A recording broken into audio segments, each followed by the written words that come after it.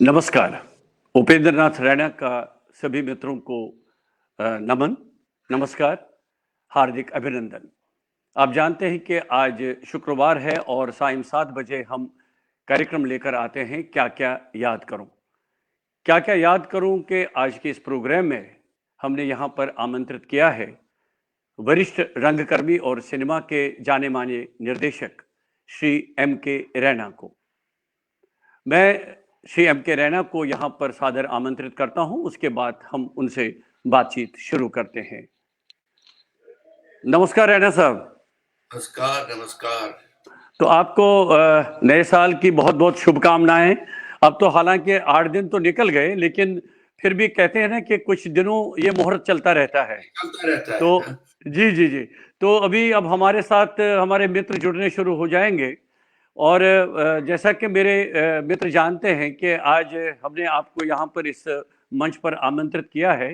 हम आज आपकी जो लाइफ जर्नी है, जीवन यात्रा है, उसके बारे में बातचीत करेंगे और साथ में फिर जब आप कश्मीर से बाहर आ गए और आपने नाटक के क्षेत्र में अपना कदम रखा है, उसके बाद सिनेमा की ओर गए, इसके बारे में हम एक विस्तार से यहाँ पर चर्चा करेंगे। तो रैना साहब आपका इस मंच पर हार्दिक स्वागत है और सबसे पहले आप ये बताइए कि आपका बचपन तो कश्मीर में ही बीता है, तो आपकी शिक्षा-दीक्षा जो शुरुआती तालीम है, प्राइमरी एजुकेशन है कहाँ पर कैसे हुई है?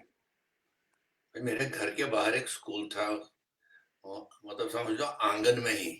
मैं जिस जी, मोहल्ले जी। में रहता हूँ उसका नाम शीतलनाथ है। वो कश्मीरी जी। पंडितों की पॉलिटिक्स और सोशल लाइफ का बहुत बड़ा ऐतिहासिक गढ़ है। तो जी। वहाँ नेशनल हिंदू हाई स्कूल एक स्कूल था जिसमें हम पढ़ते थे। लेकिन उससे पहले प्राइमरी स्कूल के लिए उन्हीं की एक शाखा थी जो सेकंड ब्रिज हवा कदल में थी, पौड़शहर के पास एक हवेली थी, याद है कोई पुरानी हवेली थी, जिसमें हम कुछ साल वहाँ पढ़े और उसके बाद हम उसके बाद मिडिल स्कूल आए जो झेलम के किनारे पर एक बहुत अगेन हेरिटेज बिल्डिंग एक थी, जहाँ पर वो स्कूल था, हिंदू हाई स्कूल का मिडिल स्कूल वहाँ। और उसके बाद स्कूल शिफ्ट कर गया शीतलनाथ में और हम शीतलनाथ में आगे पढ़ने के लिए। तो यहाँ पर आपकी तो फिर आपकी कॉलेज एजुकेशन वगैरह कहाँ पर हुआ? उससे थोड़ा आधा किलोमीटर आगे चल के एसपी कॉलेज है, जहाँ हम शाम को जी। खेलने भी जाते थे, तो वहाँ हमारी तरबियत वहाँ हो गई, क्योंकि वो बिल्कुल सेंटर है शहर का, इस इलाके के हम लोग हैं। लाल चौक एक साइड है, रीगल चौक एक साइड है, शीतलनाथ एक साइड है, डल लेक 1.5 किलोमीटर 2 किलोमीटर दूर है। तो वही दुनिया थी हमारी, वही सब। और थोड़ा और अंदर जाए शहर की तरफ, तो वहां पर जब हम थोड़े बड़े हो गए तो हम लोग बच्चा एक्टर बन गए थे। तो वो एक कालुखड़ जगह थी एक, जहां पर लोग ऑफिस खोले थे ड्रामा ग्रुप्स ने।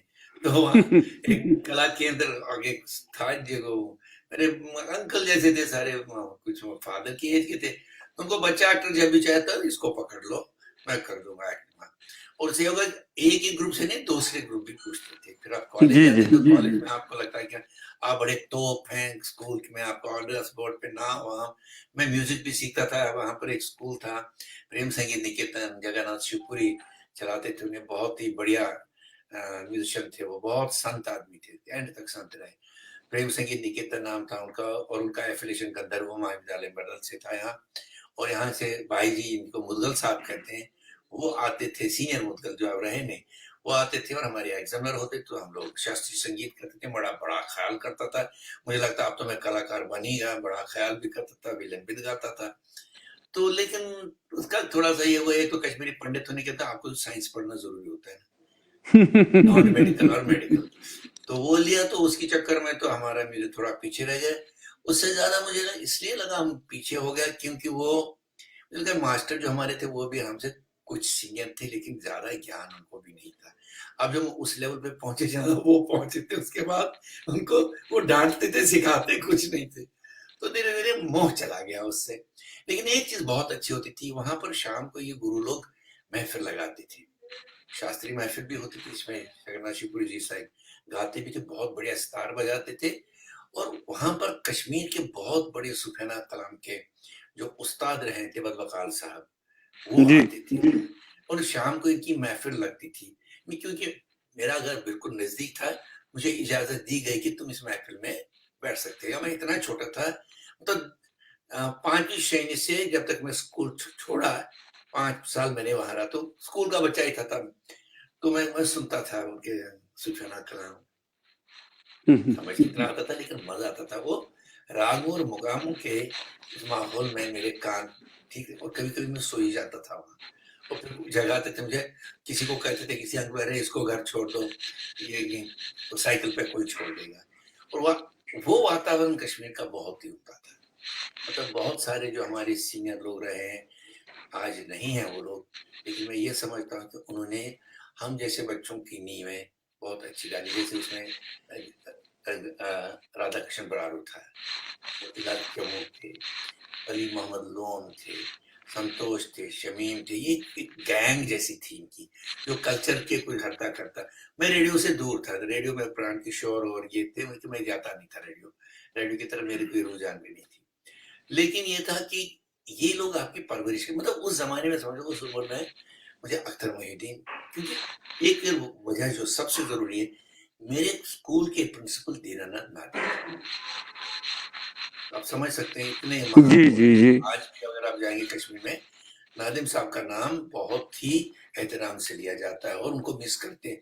काफी उस्तादों ने मुझे वहां, जैसे रहमान राही ने मुझे उनके ऊपर, मैंने एक फिल्म बनाई, तो उन्होंने मुझे कहा मैं तो उनसे सीखा। नसीम शफाई जो बड़ी मशहूर आज एक शायरा है कश्मीर की, उसे कह रहे वो लफ्ज कहाँ से लाऊं जो नादिम साहब की इतना एहतराम है। वो उन्होंने हमारे लिए एक प्ले लिखा, ओपेरा लिखा। इनफैक्ट वो कश्मीर का ओपेरा अपना ही डेफिनेशन है, कश्मीरी ओपेरा ही कहते हैं, चाहे वो बम्बरी बरसाल हो, ओपेरा है। तो उन्होंने बच्चों के लिखा, हमारे स्कूल के लिखा नेकी और बदी, उसमें हमने रोल किया। और वहां से हमारा बैप्टिज्म कहिए, हमारा थिएटर का जनेऊ उसी दिन पहनाया गया हमें। और उधर से हम जगरा शिवपुरी में म्यूजिक अद्भुत रहा। और वो इतना मशहूर बच्चों का प्ले रहा कि जब भी कोई वीवीआईपी फंक्शन होता था, हिंदू स्कूल के नेकी बदी प्ले को वहां पर करना होता था। एक वाकया ये हुआ कि जश्न कश्मीर हुआ 56 में, हम बहुत ही छोटे थे, तो हम स्टेज पे दिखे ही नहीं, बच्चे छोटे थे। तो फटाफट कई दफ्तरों से टेबल लाए गए, टेबल से स्टेज बढ़ाया गया, तो तब हम दिखे। ये हजूरी बाग जो, जहां पर आज कल वो है अपना इंडोर स्टेडियम, वहां पर एक ओपन स्टेज बना था, मुझे याद है। रेड तो सिर्फ स्टेज था, बाकी आवाम सामने बैठती थी कालीनों पर या कुर्सी पर। तो वहां से ये सिलसिला शुरू हुआ। उसके बाद कॉलेज के ड्रामे करना, उसके बाद स्टेट को और मेरे सीनियर्स को, मेरे बुजुर्गों को यह लगा कि इस बच्चे को यहाँ नहीं रहना, इसको नेशनल स्कूल ऑफ ड्रामा जाना चाहिए। मुझे आज भी अच्छा, याद है। रैना जी, कई हमारे एक मित्र लिख रहे हैं कि रैना जी की आवाज थोड़ी सी दूर सी लग रही है, तो आप थोड़ा सा जोर से कोशिश बोलो तो करेंगे? सुनाई देगा आप। हाँ, हाँ, आप सुनाई थोड़ा सा, देगा। अगर आप अरे इससे ज्यादा चीख ही नहीं सकते। नहीं, नहीं, नहीं, आप चीखिए मत। ठीक है। तो वॉल्यूम आप अच्छा, बढ़ाओ, वहां मेरा मेरा वॉल्यूम आप बढ़ाओ ना। नहीं, आपका वॉल्यूम यहाँ से मैं कंट्रोल नहीं कर पाऊंगा, वो ये तो ऑटो कंट्रोल्ड है। अच्छा सुनिए, तो ठीक आ रही है आवाज, क्योंकि फिर ज्यादा वो चीखी हो जाएगी। अच्छा ये बताइए फिर, कश्मीर छोड़ने का आपका इरादा कैसे बना?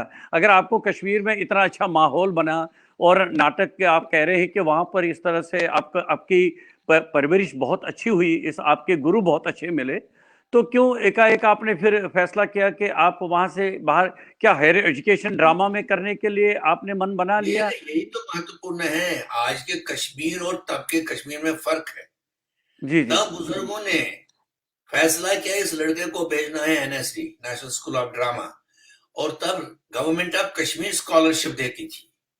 कश्मीर गवर्नमेंट का स्कॉलर बन के स्कॉलरशिप लेके मैं एनएसडी में आया और मेरा एडमिशन हुआ। तो मुझे ये कहते थे आप तो यहाँ नहीं रुक, तुम अब यहाँ से निकल जा।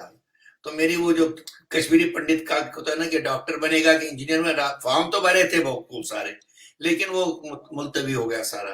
फिर मैं सीधे अपना इसमें निकला, अपना क्या कहते हैं, ड्रामा स्कूल में आया। ड्रामा स्कूल में अलकाजी साहब थे, 3 साल वहां बहुत जबरदस्त निकले। उसमें लीड रोल्स किए, एक्टिंग में स्पेशलाइजेशन किया, बेस्ट एक्टर अवार्ड मिला। वो बहुत माना जाता है स्कूल का उन दिनों। तो लीड रोल्स करते थे, चाहे वो शेक्सपियर हो, चाहे जयशंकर प्रसाद हो, प्रेमचंद के नाटक हो, जो भी नाटक थे। और उसके बाद में कोई 8-9 महीने और स्कूल में रहा रेपर्टरी कंपनी में, और उसके बाद मैंने ये फैसला किया भाई बहुत हो गया, अब फ्रीलांसिंग करो। जबकि फ्रीलांसिंग करते करते मेरे दोस्त बहुत घबरा गए, मैं पागल हो गया, फ्रीलांसिंग कैसे हो गया। इसी में एक वाकया हुआ कि मुझको एक डायरेक्टर मिल गए जिनका नाम अवतार कौर था, वो अमेरिका से सिनेमा सीख के आए थे। वो एक एक्टर को ढूंढ रहे थे, उनको मनी कॉल ने कहा था कि भाई तेरा एक्टर वहां है जो तेरी फिल्म के लिए काम आए। वो आए, उनसे बातचीत हुई, बहुत वो पढ़े लिखे बहुत थे, सिनेमा के बारे में, थिएटर के बारे में। उन्हें दुनिया का सबसे बढ़िया थिएटर देखा था न्यूयॉर्क शहर में, जहां उनकी परवरिश हुई थी। तो हमारा आदान प्रदान इंटेलेक्चुअली भी बहुत अच्छा रहा। कुछ किताबों पे बातें रहे, वो शायद मुझे टटोलते या पढ़ा लिखा कितना है, थोड़े सीनियर थे हमसे। वो हुआ तो उसने कहा बेटा तू कर रहा है मेरे फिल्म में रोल। तो स्क्रिप्ट दी, स्क्रिप्ट पढ़ी, स्क्रिप्ट पे बात नहीं। उसके बाद कुछ महीनों के बाद हम बम्बई पहुंच गए। बम्बई में वो फिल्म की तो उसके बाद हम खत्म काम किया, वापस दिल्ली आया और यहाँ पर काम थिएटर का करता रहा। उसको ये मेरा डिसीजन बहुत अच्छा लगा। उसने कहा बेचारा उस फिल्म के बाद तो गुजर गया, एक्सीडेंट हो गया उनका। उन्हें यही कहा था तू यही कर रहा है जो तू चाहता है, और मैं जब पैसे कमाऊंगा फिल्म से मैं तुम्हें दिया करूंगा, ताकि तू थिएटर करता रहे, तू थिएटर करते रहेगा। तो अच्छा ये बताइए कि फिर आपने दिल्ली से मुंबई की तरफ प्रस्थान किया है, तो दिल्ली में मतलब मुंबई जाने से पहले दिल्ली में कौन से कुछ मेजर प्लेस का आपने कोई प्रोजेक्ट? यहाँ पर दिल्ली में बहुत अच्छी संस्थाएं थी, जैसे जी जी। दिशांतर था, अभियान था, यात्रिक था। तो लेकिन हम अपनी पहचान पे लगे थे, हमें अपनी पहचान बनानी है। ये सीनियर लोग तो बरगद के पेड़ के नीचे आप उग नहीं पाएंगे, आपको अलग ही रहना पड़ेगा। लेकिन उन्होंने कभी कभी कास्ट किया, जैसे ओम शिवपुरी प्ले कर रहे थे तुगलक, मैंने उसमें अजीज का रोल किया और उनका सेट डिजाइन किया, बहुत मदद की मैंने प्रोडक्शन में। और बहुत प्यार करते थे, क्योंकि हम उनको लगता है ये बड़े शैतान लड़के हैं दो चार, ये काम करते हैं हमारा। तो उनका काम होता था, तो लेकिन हमको क्लियर था कि हमें अपना काम खुद करना है। तो उसके बाद मैं अपना ही थिएटर करता रहा, डायरेक्ट करता रहा, क्योंकि देखिए कमाई करनी थी यहाँ रहने के लिए। पहली तारीख को आपको कमरे का पैसा देना था। तो I started coining my own employment. ये जो वर्कशॉप का आइडिया है, ये मेरी खोपड़ी का आइडिया है।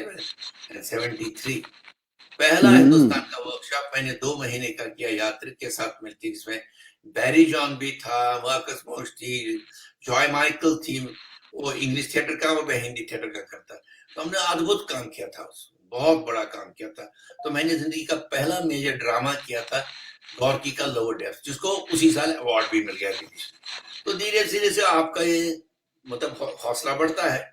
फिर हम लोगों को पता चला भाई कोई शॉर्ट टर्म ट्रेनिंग होती है कुछ चीज, तो हम गए। उसके बाद लखनऊ वालों ने बुलाया संगीत नाटक अकेडमी। उसके बाद बात कुछ फैली है, रहना कुछ है, और भी कोई अब करने लगा, तो हम पहुंच गए मध्य प्रदेश। तो मध्य प्रदेश, उत्तर प्रदेश, पंजाब, हरियाणा, जम्मू कश्मीर ने घास भी नहीं डाली, साफ कोई घास नहीं।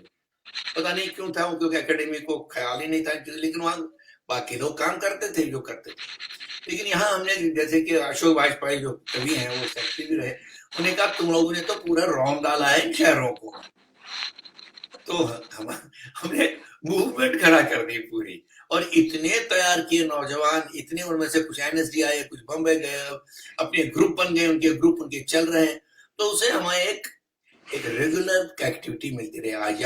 आज उज्जैन में, कल इंदौर में, परसों लखनऊ में, या कानपुर में, या गोरखपुर में, ये सब चलता रहा। और इसमें इस बीच में मेरा एक दोस्त था, मेरा है अभी भी, वंसी कौल, वो भी यही करने लग गया। तो तीसरा था प्रसन्ना, वो भी यही करने लग गया, मतलब। और फिर था भानु भारती, वो भी ऐसे ही करने लगा। तो ये 5-7 लोगों का एक अजीब सा, हम क्रिस क्रॉस करते थे, हम शहर में जाते थे। उसमें से खासी किसी ने नौकरी की हो। बंसी ने थोड़ी देर की एनएसडी में, भानु ने थोड़ी देर की, प्रसन्ना और मैंने कभी नहीं की, हम इस लायक ही नहीं माने गए कि हमको नौकरी दी जाए। हम एक बार इंटरव्यू के लिए मजबूर किया गया, जाओ, लेकिन very rejected. So life has been going on like that. और हम फिल्में भी बाद में करने लगे, टेलीविजन भी करने लगे, ट्रेनिंग भी करने लगे। टीचिंग भी करते हैं थिएटर में, इसलिए जो मुझे विदेश ले जाती है, विदेश की यूनिवर्सिटी में काम करता हूँ कभी कभार, बस ऐसे ही दौर चलता रहा।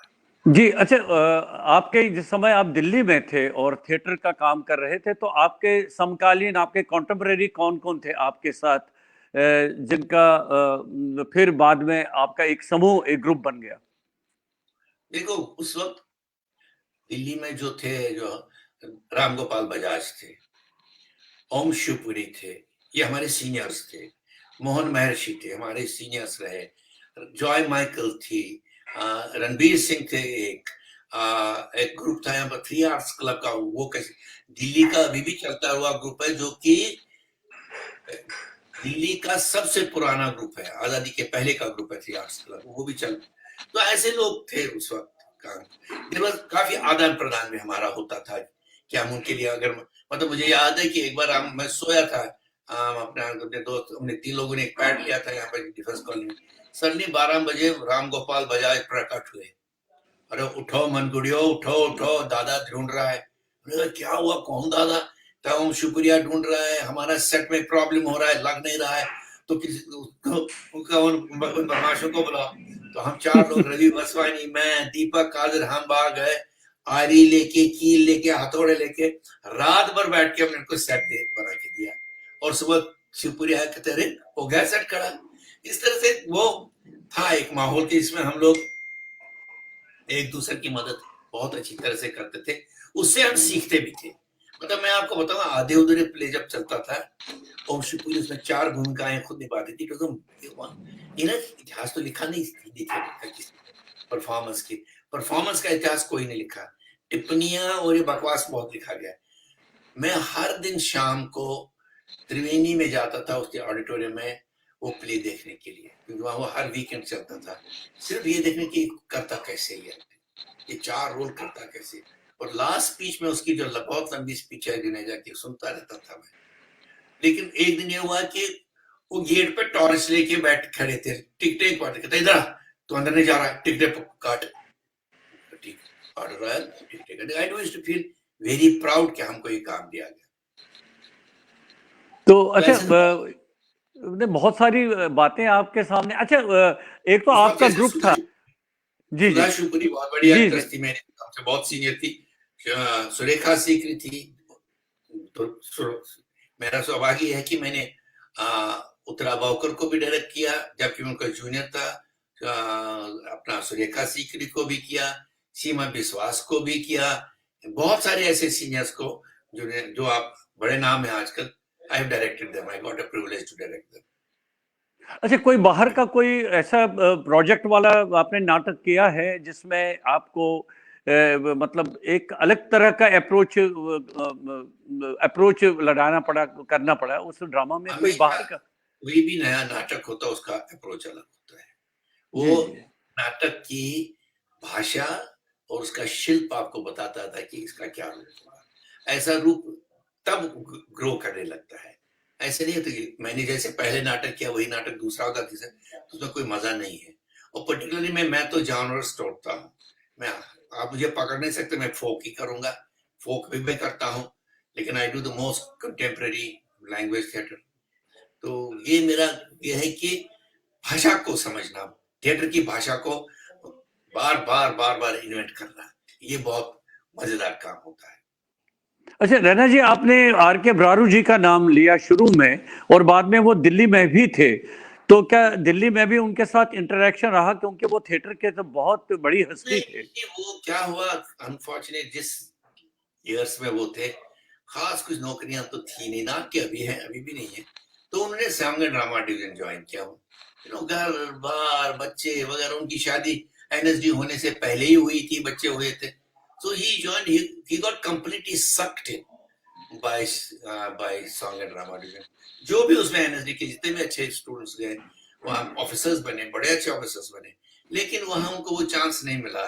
It was like a publicity kind of a job, कुछ पता नहीं क्या होता था वहाँ। They could have used them, but वहाँ जो अफसरान थे उनके, मुझे लगता उन्होंने ही उनको इस्तेमाल होने से या तो करने नहीं दिया, ये भी होता ना, बड़े पेड़ के नीचे छोटा पेड़, जो मैं पहले कहा, उगता ही नहीं है, वही। तो ज्यादा खास नहीं, हाँ, ये था कि जब भी मिलते थे बड़े लाड से मिलते, प्यार से मिलते थे। ये मेरी एक बड़ी खुशकिस्मती है कि जितने लोगों को मैं मिला जो मुझसे सीनियर है कश्मीर में, सब बड़े बड़े लाड से, बड़े प्यार से, वो एहतराम नहीं, really they feel very happy to see me कि तू तो इतना छोटा था, तो हमने गोद में तुम्हें उस प्ले में लिया था। सूरज को हमारे एक एक्टर कहते एक में गोद में लेके जाते थे, तो कहता मुझे वो याद आ रहा, तो इतना छोटा था। बट वो था कि वो एक आप समझ लीजिए एक आपकी एक परंपरा थी वहाँ की, वो परंपरा को हम उससे हमें बहुत कुछ मिला। अच्छा अच्छा अच्छा। अब साउथ एशिया में आपने शहरी और ग्रामीण समुदायों के साथ बहुत कार्य किया है। थोड़ी सी इसमें रिसाउंडिंग आ रही है रैना जी। मैं उसका थोड़ा कुछ सा कर नहीं सकता। आप थोड़ा सा अपने राइट को चलिए, हल्का सा आप थोड़ा सा। हाँ बस बस, हाँ अब ठीक पोजीशनिंग आपकी हो गई। हाँ, थोड़ा सा इकोइंग आ रही है। तो तो ये बताइए, तो जो साउथ एशिया में आपने रूरल और अर्बन एरियाज में काम किया है, इस क्षेत्र में नाटकों में, वो क्या था उसका जरा हमें वो बता दीजिएगा। क्या देखिए एक्सपीरियंस रहा आपका? मैंने कहा ना कि नाटक की भाषा की खोज, जी जी। वो भाषा का मतलब होती है आंगिक, वाचिक, सात्विक और आहारी। ये चार भाषाएं हैं और चार भाषाओं का मिश्रण से परफॉर्मेंस बनता है, जिसको हम स्टेज क्राफ्ट कहते हैं, एक्टिंग कहते हैं, वगैरह वगैरह, साउंड वगैरह कहते हैं। अब अगर आपको इसकी ललक है कि आपको इस भाषा को समझना है, और उसके साथ साथ एक बहुत बड़ा सवाल हमने ही खड़ा किया था, इनफैक्ट मैंने ड्रामा स्कूल में पंगे लिए थे, पंगा था, उसको डांट पड़ती थी। मैंने कहा आप हमको ये सारा वेस्टर्न ड्रामा पढ़ाते हैं, लेकिन इंडियन ड्रामा क्या है? अगर यही ड्रामा हम विदेश में करते हैं तो वो कहेंगे भैया ये तो हमारा है, तुम्हारा क्या है? तो ये सवाल बड़ा परेशान कर रहा था। तो उस वक्त हमारे स्कूल में ही, ड्रामा स्कूल में ही, इस पर डिबेट डिस्कशन काफी हुई। तो तब ये एहसास हुआ कि उपनिवेशवाद जब आया देश में था, तब तो पाश्चात्य कल्चर का दबा दबा रहा, और हर आदमी अंग्रेजी सीखना बहुत समझता जरूरी, आज भी है वो, लेकिन वेस्ट इज बेस्ट। तो कुछ यहाँ हमारे सीनियर स्कॉलर्स से, उन्होंने भी ये सवाल को एको किया, हाँ, अपनी भाषा में, जैसे पेंटिंग में भी हुआ, डांस में भी हुआ, ड्रामा में हमने शुरू किया। नतीजा ये निकला कि हम लोग सभी ये समझने लगे कि हमारे पास एक खजाना है, लेकिन वो दूर है, उसके ऊपर धूल जमी है, वो अंदर कहीं दबा हुआ है, वो टूटा भी होगा कुछ, उसमें से कुछ दिखता भी नहीं है। तो हमें उसको खदेड़ के निकालना है, एक आर्कियोलॉजी की तरफ से उसको, उनके जो टूटे लिंक है उनको समझना है, फिर उसको निखारना है, साफ करना है, ताकि एक शक्ल सामने आ जाए। इस मिशन पे पेंटिंग में मुझे इसकी अकल दे दी के जी सुब्रमण्यम, हुसैन, जे स्वामीनाथन। इनका डिस्कोर्स वेस्टर्न डिस्कोर्स से बिल्कुल अलग है। इसी तरह कपिला वात्स्यायन जी की किताबें, आर्य रंगाचार्य की किताबें, मतलब मैं आपको बताऊंगा जैसे मेरी फिर से आंखें खुलने लग गई। जो मैं देखता समझता आता, जब आप ग्रामीण क्षेत्र में जाते हैं, शहरी बच्चा या जिसके संस्कार शहरी हो, तो आपको समझ नहीं आता ये क्या ड्रामा होता है, यार बोरिंग है यार, इसमें ढोल पीछे आप पता नहीं क्या करेंगे। Till some scholars did not work on it to decode it for you. ये डिकोड करना बहुत जरूरी था, और उस डिकोडिंग में जैसे मैं इनके नाम लिए, इनकी किताबें पढ़ी आप, और इसमें पहले थोड़ा काम हुआ था, जैसे उदय शंकर ने किया था डांस में, रुक्मणी अरुंडले ने किया था अपना भरतनाट्यम में, इसी तरह से शांता गांधी ने हमारे साथ किया नाटक में। लोक शैली को डिकोड करके मॉडर्न थिएटर कैसे बनेगा हिंदुस्तान का, वो कौन सा ईडियम होगा जो पिछड़ा नहीं दिखेगा, सशक्त दिखेगा, और ये बड़ा साइंटिफिक तरीके से करना है, सेंटिमेंट से नहीं होता है। वो घंटी बजाए टन टन टन टन नहीं, लोगों ने वो भी किया, ढोल बजाए, गाना थोड़ा फोक हो गया फोक। एक फोक का जो सोल है, सोल से मेरा मतलब है उसमें टाइम एंड स्पेस कैसे खेला जाता है। क्या बात है, जी जी। ये बहुत जरूरी बात है। जैसे कविता में टाइम एंड स्पेस का गेम है, उपन्यास में है, जैसे नॉवल में है, इस तरह हमारे लोक शैली के नाटक में टाइम एंड स्पेस कैसे खेला जाता है। बहुत बढ़िया कहा। जी जी जी। दूसरा ये समझना कि जो हमारा लोक शैली का एक्टर, जिसको हम पिछड़ा कहते हैं, दलित कहते हैं, मुझे लगता है वो बहुत ही सोफिस्टिकेटेड माइंड है। मैंने अपने अनुभवों से उन्हीं से सीखा बाद में। ये वो एक्टर है जो एक्टिंग जानता है, ये वो एक्टर है जो डांस जानता है, ये वो एक्टर है जो म्यूजिशियन है, जो गाता है, एक्रोबैट और स्टेज क्राफ्ट चीजें बनाता है अपने हाथों से। आप जो भी लोग शैली देखेंगे, उनके कॉस्ट्यूम, उनका सब कुछ वो खुद सारा करते हैं। तो उससे ये डेफिनेशन निकलता है जो समझना बहुत जरूरी है आज, कि जो हमारा एक्टर का डेफिनेशन है, जो नाट्य शास्त्र जुड़ के धार्मिक नहीं है, साइंटिफिक है, कि वो नाटक करने वाला परिपक्व होगा इन सारी विधाओं में, सो तभी वो कंप्लीट एक्टर है। और ये परिभाषा सारे एशियन थिएटर की है, इंडोनेशिया, मलेशिया, जापान, चाइना, मतलब इस इलाके की है। उस इलाके का अपना हिसाब है। अगर वहां पर आप डांस एक्टर अलग है, सिंगिंग एक्टर अलग है, मूवमेंट एक्टर है, यहाँ नहीं है। यहाँ मुझे चाहिए एक्टर तो है, गाना है, यहाँ गाना है, तो अगर नहीं गाता तो पिछड़ेगा, तबला ही बजाता रहेगा। तो ये समझना, फिर इसका आधुनिक इस्तेमाल कैसे होगा, आधुनिकता के साथ कैसे जोड़े। आज जो हमारा सारा समाज बदल रहा है, उनके बिंब, उनके मेटाफर्स, उनकी सिमिलिया, सिंबल जो है, उनको कैसे हम आज के थिएटर में, स्टेज क्राफ्ट में सजाएंगे।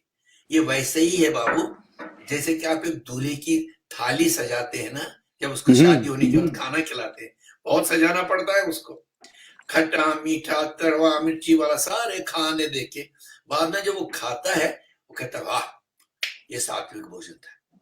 सात्विक इज टेस्ट, वो दिखता नहीं है, वो बना है एलिमेंटों से, लेकिन वो एब्स्ट्रैक्ट है, वो एक फूल की खुशबू है। जब तक एक्टर इन सारे वाचक वगैरह जो भी है, थिएटर डायरेक्टर वगैरह मिलके वो सात्विक जो दिखता नहीं, जिसकी वजह से तुम्हें आंसू आते हैं, तुम हंसते हो, तुम रोते हो, उस अंधेरे से, तुम अंधेरे में बैठे हो, प्रकाश में एक्टर बना, वहां से कुछ हवा आती है जो तुम्हें हंसाती है, रुलाती है, जो भी करती है, वो दिखता नहीं है, वो सात्विक है। वो रस की पद्धति से आता है, इमोशन से आता है, जहां से भी आता है। लेकिन ये जो है, इससे हमने सीखा कि तब हम लोग, मैं, बंसी, प्रसन्ना, ये एक जनरेशन है हमारी, हम सभी देहातों में गए। मैं यूपी के इलाके में गए, मध्य प्रदेश के उनमें क्या कहते हैं उनको, गोंडों में गया, संथालों में गया, सिर्फ सीखने के लिए। तब एहसास होता था कि हम इनको कुछ नहीं देख सकते, हमारे पास है ही नहीं इनको देने के, इनसे बहुत कुछ लेना है। तो आपका एटीट्यूड बदलता है, आप उनको ये नहीं समझते वो बैकवर्ड है, वो दलित है, वो वनवासी है, ये जो एक एटीट्यूड है शहर का, आप उनको कि वो पहले एक्सेप्ट तो करें तुम्हें, तब वो अपनी किताब खोलते हैं। उनकी किताब किताबी नहीं है, वो एब्स्ट्रैक्ट है, वो बोलते हैं एक बात पे बात करेंगे। मैं इसकी मिसाल दूंगा, मैं कश्मीर में इतने साल काम कर रहा हूँ, ये सिर्फ यही, क्योंकि हमें लगा अगर हमें आधुनिक थिएटर बनाना है, एक ये गंगा की डुबकी अपने संस्कृति में लेनी पड़ेगी, नहीं तो हम अध कचरे रह जाएंगे। एक मिसाल दूंगा, हम लोग समझते हैं ये पढ़े लिखे नहीं है, एक गजल देखो, पढ़े लिखे नहीं तभी रात भर ड्रामा करते हैं, वो क्या मेमोरी है, कहाँ से लाते हैं मेमोरी, याददाश्त कहाँ से आती, सारे नाटक कैसे नहीं याद आते। मैंने एक दिन कश्मीर में, गुलाम रसूल है, बुजुर्ग है, बहुत बहुत मतलब इतने अच्छे स्वर बजाने वाले हैं कि मुझे नहीं लगता उसके बाद कश्मीर में बहुत गैप आएगा, कोई ऐसा आएगा। मैंने उनसे, गुलाम रसूल मुझे बताइए ये जो स्वर है क्या मतलब रखती है तुम्हारे लिए, जब उनको बहुत सुना, पहाड़ी पे बैठ के वो सुनाते थे, उन्होंने कश्मीरी में कहा, आब नए वाव नए खाक नए नार नए नाई नाई नाई, आग से निकली हुई नाई नाई हो गई पाइप, सुनने पाइप है बांसुरी, खाक से निकली हुई पाइप, पानी से निकली हुई पाइप, आग से निकली हुई पाइप, फिर यूं क्या पाइप है वो मैं हूं। तो चार मेजर एलिमेंट से बना, और ये इस्लामिक कॉन्सेप्ट है, हम पांचवा डालते हैं हिंदुस्तानी लोग, ईथर। तो ये पांच, मतलब इतनी, फिर मैंने कहा ये बहुत बाउंड्री मारता है मेरे साथ, बहुत परेशान। मैंने कहा अच्छा ये बताओ ये कहाँ से सीखा, ये बड़ा हार्ड मार रहा है तुम। कहता मौलाना रूमी की मसनवी की इत्तिबिदा में ये है। मैंने कहा और बम पर मारा इसने। I googled it and we found it there. अब कहाँ से सीखा, कौन सा वो था उस्ताद उसका जहाँ से सीखता, क्योंकि वो जिंदगी की एक्सपीरियंस में ये होते, ये बहुत खुले होते हैं, धर्म से परे, मतलब प्रेजुडिस से परे, आडंबर से परे, सबसे परे। तो ऐसे लोग हैं कि मुझे लगता है इसीलिए जो एक कहानी ना नाट्यशास्त्र में कि जब नाटक वालों ने ज्यादा परेशान किया भगवानों को, वहां उनका क्रिटिसिज्म करते थे ड्रामे में, तो उनको एक अंतरिक्ष में बिठा के धरती में भेज दो। ये यहाँ नहीं रह सकते, ये हमें क्रिटिसिज्म करते। ये ब्रह्मा ने तभी जो नाट्य शास्त्र को बनाया था ना, इसीलिए कहा था ये सबके लिए है। ये तो अलग रखिए पंडितों को और उनके लिए है, ये सबके लिए। He was so political about it. He knew अगर कोई रिफ्लेक्शन समाज की देनी है तो नाट्य शास्त्र वो वेद होगा जो सबका इस्तेमाल कर सकते हैं, दलित ब्राह्मण जिसको मर्जी करे, और अपनी अपनी खूबसूरती में करते हैं और अपने अपने प्रादेशिक रंगों में देखते हैं, और उन प्रादेशिक रंगों को हम लाने की कोशिश करते हो समझते हैं। और यही क्या? जो जो आप कहते हैं ये रिश्ता आधुनिक और मॉडर्न का। अच्छा ये बताइए कि कश्मीर का जो फोक है, बांडपोत्र वगैरह है, उसको आप कश्मीर से बाहर लाने का अपने उस एक्सरसाइज में कोई कार्य किया होगा, उसको राष्ट्रीय मंच दिया होगा उस चीज को, उस यही तो प्रॉब्लम है ना कि कश्मीरियों को पता नहीं है हमने क्या किया। राजा से लेकर छोटे आदमी को कुछ पता नहीं है, क्योंकि हम गांव में जाते हैं, वहां करते हैं, बहुत खतरे में होते हैं। ये नहीं कि बहुत आसान था, बहुत मुश्किल था। मतलब हालात ऐसे थे कि पूछो नहीं, कभी चुपचाप करना, छुपते थे, करेंगे नहीं। लेकिन वो 90s के बाद उन पे बहुत जुल्म हुआ है। 10 साल वो परफॉर्मेंस कर ही नहीं सकती थी, उनको बैन था, कहा गया था इस्लामी का ये नहीं करोगे तुम। उसमें उनको मार भी पड़ी, सजा भी भुगते, बहुत कुछ, वो लंबी कहानी है। मतलब एक कलाकार को जब तुम अपना इंस्ट्रूमेंट नहीं बजा पाओगे, या तुम उसे कहो तुम लिख नहीं पाओगे, वो क्या करेगा? उसके पास क्या है? कुछ नहीं। और ये बहुत गरीब लोग होते हैं, इनके पास कोई दौलत तो होती नहीं ज्यादा, या शादियों में काम कुछ करते थे, जियारतों पे गाते थे, या वहां में कभी जाते थे, वो सब बंद था। तो याद है, आज भी याद है मुझे, जब उनसे मिलने गया मैं, जैसे कोई मरा था गांव में, ऐसे मातम में रोए वो लोग सारे। बुजुर्ग थे, मुझे देखे, क्योंकि मैंने उनके साथ बहुत पहले काम किया था। फिर धीरे धीरे हमने देखा कि उनके बच्चों ने काम छोड़ दिया था। उन्होंने, क्योंकि इससे मार पड़ती है, कोई उनको रोजी तो बनती नहीं, and they used to hate it. तो हमने किन गांव में मिलके एक स्कूल बनाया, उनकी ट्रेनिंग शुरू की बच्चों की, उस्ताद उनको ट्रेन किया, तुम कैसे सिखाओगे। एक 3-4 साल का ये कैंपेन चला, जिसकी वजह से हमने इनके पुराने पत्थर जो प्लेस हैं उनको वापस किया, उनको स्टेज पे लाया। और उसके बाद ये 3-4 साल ये सिर्फ training and revival of the old, reconstruction of the old पत्थर्स वो हुआ उनके प्लेस के। और ये हुआ, ये किसी को पता ही नहीं है कि जब हम उनको गांव में करते थे 7,000-8,000 लोग आते थे देखने के लिए, 10-10 तक पहुंचे। हम तो खुद गश खा गए, ये ना पब्लिसिटी ना कुछ, हमारे पास तो साधन ही था, एक गांव में कुछ तरह से ये पहुंच दिया खबर। मतलब उसके बाद मैंने कहा इनके साथ कुछ और करें, सिर्फ कॉमिक है इनका, है मैं कहा ट्रेजेडी करेंगे।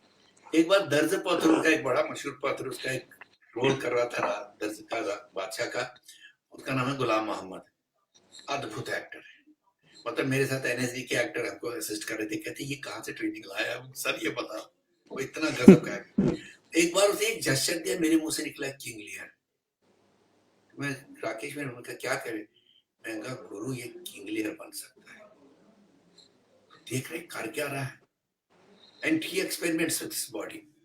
तो शाम को मैंने उनको कहानी सुनाई, एक राजा था, उसकी 3 बेटियां थी, ऐसे तो कहानी जैसे राज कहानी आते तो सुनाते ना, ये फोक स्टोरी जैसी सुनाई। मैं कहा करोगे? हाँ करेंगे, लेकिन मजा नहीं, फिर भांड पत्थर नहीं है। तो अच्छा चलो फिर सुनाता हूँ। फिर एक बार कहानी सुनाई तो मैं वापस दिल्ली आया। मैंने किताब कश्मीरी में ट्रांसलेट हुई थी, वो उनको भेजी। मशल सुल्तानपुरी ने शायद की थी वो ट्रांसलेट। तो वो पढ़ी तो फोन आया, अरे ये तो बेकार है, इसमें तो जबान भी नहीं है, ये क्या, ये ड्रामा ही नहीं है कैसे। तो मैं हंसने लगा, कोई ड्रामा है। मैं कहा अच्छा फिर पढ़ो एक बार। फिर रिजेक्ट हो गया। फिर मैं आया, मैं पढ़ा उनके लिए। फिर उनमें से एक ने बहुत खूब कहता, रहना साहब बोर हो गए उसको पढ़ते पढ़ते ही, हमें बता तुम ऐसी कश्मीरी बोलते हो। मैं कहा नहीं, हम ऐसी कश्मीरी बोलते ना, ये कोस की प्रोफेसरी कश्मीरी है, ये तो कोई बोलता ही नहीं है, इसको कैसे कर सकते हैं हम तो भांड है, भांड पत्र नहीं है। मैं तो यार ऐसे ही ये लोग बात करते हैं। It was an intellectual observation, this language is not the language of theatre. Performance की लैंग्वेज अलग है, वो नहीं है इसमें हमारी। तो हमने कहा क्या करें, चलो ऐसा करते हैं, हम लोग मिलकर ट्रांसलेट करते हैं। हम लोगों ने इन शॉर्ट 15 लोग हम बैठते थे, 3 हफ्ते 4 हफ्ते 8-8 घंटे। मैं पढ़ता था, सब टेक्स्ट समझाता था, डिस्कशन होती थी, तब सब लोग मिलकर डायलॉग लाते थे। And we got a, by 1 month we got a rough script. उसको हमने रफ ही माना, लेकिन उसको कश्मीरी में बोलते थुरुल, when that line will come again, it will come in a different way to you, and they will present it differently. And that was something, that was magic how they used to do it. It was amazing. तो हमने play किया, उसको कश्मीर में किया, वादी के देहातों में किया, 10,000 में, फिर शहर में किया। शहर में पहले तो बड़ा इलीट का एटीट्यूड था, ग्रीस ये किसान लोग क्या ड्रामा करेंगे, हाँ देख लो। और ये हुआ, मैं ऑडियंस को ही देख रहा था अब होगा क्या। ऑडियंस का ये हुआ कि धीरे धीरे I saw their eyes wet, they were crying. फिर यूनिवर्सिटी में कश्मीर में हुआ तो वहां तो वीसी कहने लगा मैं तो भी रोमानिया से, मैं तो ये तो उनसे काम ही नहीं जो मैंने वहां थिएटर देखा। फिर हम लोग नेशनल स्कूल ड्रामा के फेस्टिवल में आए, मद्रास गए, नॉर्थ ईस्ट गए, पूना गए, बैंगलोर गए, all it was all India tour. And then एक बार ये हुआ कि आईजीएनसी वालों ने, उनको पता चला इसका, तो उन्होंने कहा हम फेस्टिवल करना चाहते हैं and we want to have a seminar. मैंने देखा है वो, मैंने देखा थे वो। पहली बार नई दिल्ली में बांड पत्थर का एक सेमिनार, सीरियस डिस्कशन, उसमें संस्कृत के विद्वान थे, कश्मीर के विद्वान थे, शारदा के विद्वान थे, मैं था, बगैर लोग थे, कपिला जी आई, शी कंट्रीब्यूटेड, एंड वो उस लेवल तक हमको लाए। अब क्या हुआ है, उसमें से काफी लोग एक्टर बने, उन्हें ग्रुप बनाए, वो नेशनल फेस्टिवल्स में जाते हैं। इस प्ले का होना था, किंग लियर इतना मशहूर हो गया थिएट्रिकल सर्कल्स में कि जर्मनी जाना था हम लोग को, लेकिन वो कुछ आईसीसीआर को कुछ थिएटर नहीं मिले वहां, 6 महीने पहले बुक करना था, हो नहीं पाया, तो पासपोर्ट बने, सब बना, नहीं जा पाए। लेकिन अब देखो एक लेवल तक मैं कर पाया। इसके बाद मुझे लगता था शायद there will be some support coming, कोई कहेगा नहीं यार है ना, इस काम को आगे ले जाओ तुम, ताकि ये जो नए तुमने पोइट रखी इनको करें, देन दे टेक ओवर। वो हुआ नहीं। तो ये वैसा था कि जहां कहीं से मैं कमा के अपना रिसोर्सेस, या India foundation for arts Bangalore, उन्होंने हमें पहले 1 महीने का दिया, फिर स्कूल चलाने का ग्रांट मुझे दिया उन्होंने, स्कॉलरशिप सब बच्चों के लिए, तो we could continue it. But हमने जैसे इसकी डॉक्यूमेंटेशन की बात चल रही, संगीत नाटक अकेडमी को बोला, मैंने पूरा प्रपोजल दिया, लंबा प्रपोजल दिया।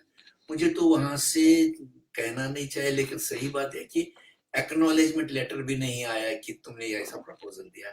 3 साल के बाद में मिल गया उसका, नहीं you start, secretary to start, हम कर देंगे, but never, nothing happened. Chairman को मिला, कुछ नहीं हुआ। तो अब ये है कि जब तक आपके हाथ पैर चलते हैं और आपके पास थोड़ा रिसोर्सेस होगा, तब आप इस काम को कर सकते हैं, नहीं तो आप ये नहीं कर सकते। मुझे लगता है कि आधुनिक थिएटर जो इंडिया का है, जब तक उसका शहर और देहात का ब्रिज नहीं होगा, ये ब्रिज डेवलपमेंट में भी है, ये वही वाला ब्रिज है, वही नहीं बन रहा है। किसान बैठा हुआ बेचारा वहां, अरे वो मेरी बात, तुमने मेरे पर पॉलिसी बनाई मेरी जमीन के लिए, तुम कुछ मुझ तो सुनो, मुझसे तो पूछ लेते, मैं कुछ बोल देता। नो, हमने बनाया, तुम्हें करना है, ऐसे होता नहीं। अच्छा, मानसिकता नहीं है शहरी लोगों में, चाहे वो देहात से भी आए हों, बिल्कुल दिमाग खराब हो जाता है। और हम लोग अपने फतवे से चलते हैं, डायलॉग से नहीं चलते, डेमोक्रेटिक प्रोसेस से नहीं चलते। तो there is still that gap. अच्छा, एक चीज बताइए रहना जी, मुझे 1988 में जर्मनी जाने का मौका मिला। तो वहां पर हमें ये कहा गया कि बर्तोल्ट ब्रेक्ट का अलग एक सेक्शन है, थिएटर है, और हमें टिकट नहीं मिला कोई भी नाटक देखने का वहां पर, यानी इतना पैशन है वहां पर थिएटर का। इसी तरह से शेक्सपियरियन थिएटर भी अलग एक वो उसको रखा गया है। तो भारत में जबकि हमारी यहाँ पर इतनी रिच परंपरा है, इतनी समृद्ध परंपरा है नाटकों की, वो भी फोक नाटकों की, विजा विजा आधुनिक नाटकों की, यहाँ पर हम उस तरह का कल्चर, उस तरह की नाटक की संस्कृति क्यों नहीं बना पा रहे हैं? कारण क्या है इसका? क्योंकि जनता असंस्कृत है। नहीं, इसका दोष क्या जनता को देना चाहिए क्या? जनता को, समाज को, ये समाज का काम है। नाटक समाज करता है। अब इसका उदाहरण जब आप महाराष्ट्र में जाइए, वहां ये समस्या नहीं है, बंगाल में समस्या नहीं है। बदकिस्मती से ये नॉर्थ इंडिया की ज्यादा समस्या है, मेजरली।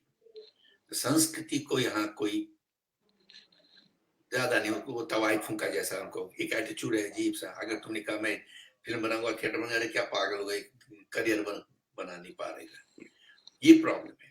और ये तभी बनता है जब जनता जोर दे, हमें चाहिए। अब सरकार को कहे नहीं करेगी, करना पड़ेगा।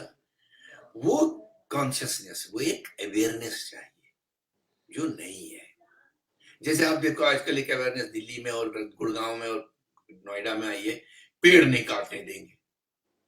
जनता खड़ी, मैं खड़ा हो जाता हूँ, क्या हाथ लगा तूने, क्या कर रहा है तू, पेड़ सड़क पे एक दिन में हंगामा किया। फिर उन्होंने कहा कि नहीं सर, इसका इजाजत मिला है। मैं कहा आजाद क्या, निकाल दो, दूसरी जगह लगा दो।